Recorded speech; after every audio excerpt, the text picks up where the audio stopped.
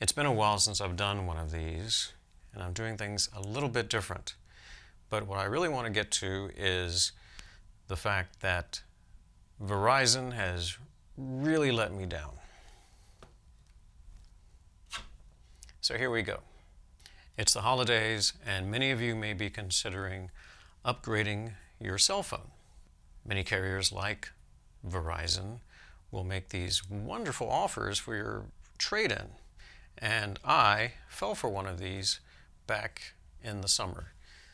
It was June 2022 when I enrolled in a trade-in program to trade in my iPhone 11 Pro Max for an iPhone 13 Pro Max. The trade-in offer was for up to $800. So naturally, I went for it. Imagine my dismay when I found out that the trade-in phone never made it to its destination. It seems like the box made it, and that was, I think, part of the accusation that they made. I did receive a letter. I received an email. I don't know if you've ever traded in a cell phone before, but what they do, what the carrier will do, is send you a box with a return shipping label. You'll wipe your phone of all the data, reset everything to factory, and pack it up and ship it. There'll be a tracking number you can trace, and that's exactly what I had.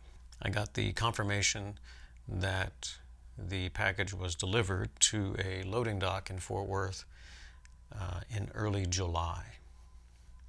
And I felt that was the end of it.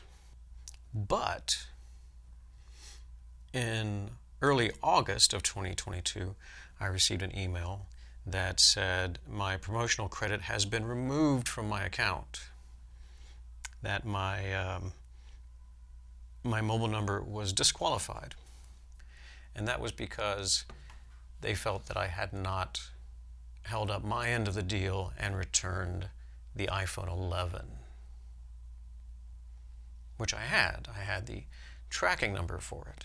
So I went to work trying to resolve this issue because I wanted the $800 credit. That was the whole point of the exercise.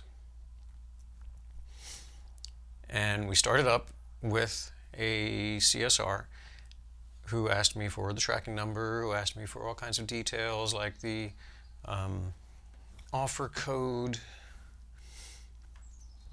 And I provided all of that. They found it, they confirmed it. They said there were some problems, but they might be able to help me, which was a lie. I had to start from scratch. And each time I would get so frustrated with the situation that I would stop. I would try to cool off and not threaten legal action. I would ask for the situation to get escalated to the next level, so a supervisor or somebody could help me. That didn't work. And they have limited hours. They're not available 24/7 to talk with you about your problems. So the ball got dropped in August. That was the first time I attempted to resolve the situation. Picked it up again in September, again in October, probably again in November, and here it is December. So I thought it would be worthwhile to check in on it, because one of the last CSRs I spoke to or communicated with, because it's all done via text. I rarely get to talk to anybody with Verizon. That's really a bad situation, because as much as you beg and plead for them to contact you, they just won't do it. There's no follow-up. Nobody checks in to see if you're happy with the situation. It just never got resolved. And at this moment, I'm not sure that it has been. It's December, like I said, and I did have a conversation by phone with an individual named Rai, R-A-I.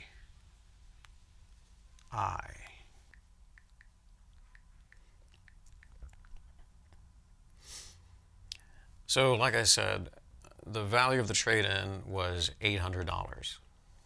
But the deal with Rye, what Rye was going to do is break up the $800 credit into installments. In January, I'm going to see a credit for about $122.33, I think. And then over the next 6 months, the rest of it will get credited in the amount of about $22 and change because of the nature of my bill. So that you would think that would satisfy the need for the $800 credit, which it will if it actually happens. So far, I see nothing really happening, and I see these attempts at correspondence through text message on their app, which doesn't really go anywhere. It's impossible to communicate through that Verizon app. What is it called? Verizon Up? Anyhow, it is just impossible. And so I was just talking with a coworker a little while ago about his upgrade and his trade-in program that he enrolled in. So let's see if he suffers the same fate that I did.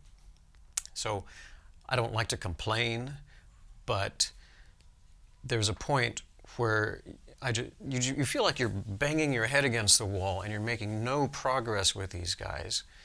There's no follow-up. Nobody checks in to see that you're satisfied with the outcome. So far, at this very moment, nothing has been resolved. There is word about a resolution, but I've had that before. At least 2 other times, the CSR has said, oh, it's resolved. I've got a ticket. It's in process, and nothing ever happens. I don't see any kind of credit showing up on my bill. So it's just a matter of waiting to see what happens. Now, I have done some more research and found out that if this has to go to small claims court, there's a process, there's a letter I have to send by mail. So I'm gonna go ahead and draft that and get it ready with my demands, and then follow up with a small claims court effort. Because right now I don't have anything solid to go by. All I have is months of excuses, very, very lame excuses, and each time I come back, it's like I'm talking to somebody. It's like I'm talking to an Alzheimer's patient. They come back with the same questions. Well, we tracked it to our return center, but there was a problem. And one of the last correspondences from them was, I was chasing down every avenue I could. So there was this guy, Rye, that is apparently in another country, doesn't understand how to address Americans. He was calling me Mr. Michael for a while. So Verizon, let's see, I get a lot of, let's see, here's an email, here's a text thread. Suzanne was going to help me. Which line are we talking about? Well, I really only have one mobile line. So yeah, there's that. Yeah, and I have your request here. Do you have the tracking number? Well, why wouldn't they have the tracking number? If there's so much money at stake and money and resources, why don't you have the tracking number? Yes, I have the tracking number. And I gave some details about that. Do you see any notes? I asked her. I said, $800. It's an $800 trade-in. Give me that $800 credit. I just asked. It's very simple. And all they come back with was phrases like, we have different dedicated teams with us. The access we have is limited. And there's some gibberish. Maybe she can't type.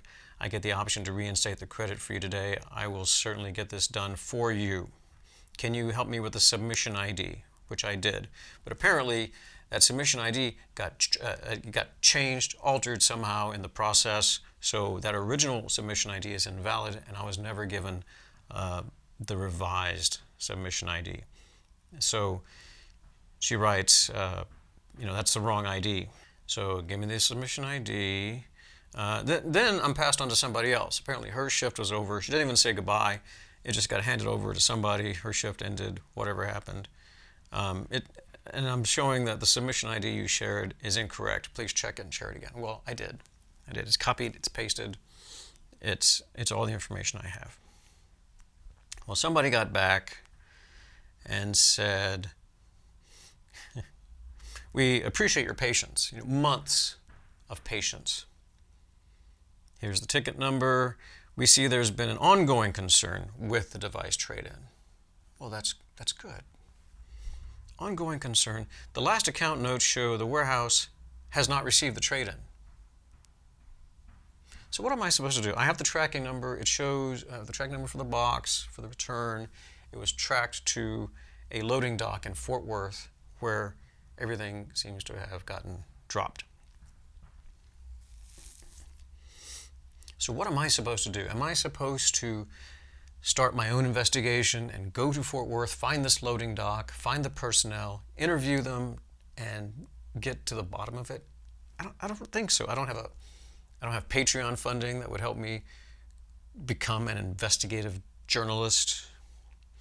I apologize for your frustration. I'd like to help you. Thank you for being a customer for the past few years. Awesome. Look, spare me the platitudes. Get me the trade-in credit. Anyway, I assure you we properly dealt with this. We're working to, we have a dedicated team. And then there was another one that said, put the ball back in my court, put it on me, saying, if you're not able to provide us with the phone for the trade-in, then we can't help you. Well, I did. I put it in a box. I put it in the provided box, packed it up, shipped it with the return label. Perhaps there's an accusation floating that I did not actually put the phone in the box and that I might have it somewhere. I don't know where it would be, but if I've turned it on, it probably would let the network know that it was reactivated somewhere, and that would show that I hadn't returned it. But I have. I really have. So that's Verizon for you. Verizon customer service, terrible with the trade-in debacle. It's just been a real mess, and as far as I can tell, it has not been resolved. So if you are a Verizon person, like if you are an agent of the company, I want you to know that I'm very unhappy with the way this has been handled and mismanaged from the outset. I engaged in the trade-in, returned the phone, it was lost by your people, and it was put on me that it was somehow my responsibility to resolve the problem. But I don't see how that would even work. So part of this video is testing equipment for one thing, and the other part is to see if there's any kind of class action brewing, that there might be other people like me in a similar situation.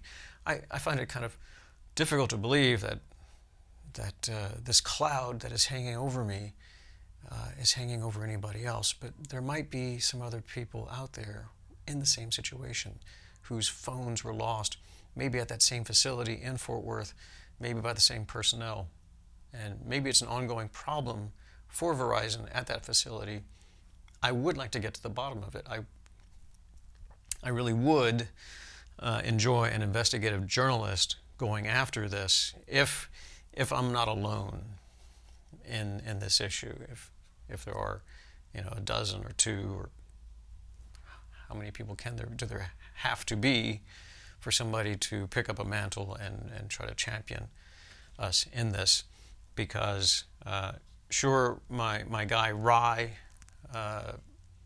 promises a resolution, and it says it's been addressed, but I have no solid evidence to suggest that. All I have is his word, and we've seen demonstrated that the word of a Verizon agent is simply worthless. Anyhow, that's my rant for today. Thanks for watching. I hope to have some different content for you soon. And until then, I'm going to do my best, and I encourage you to do the same to transcend the bullshit.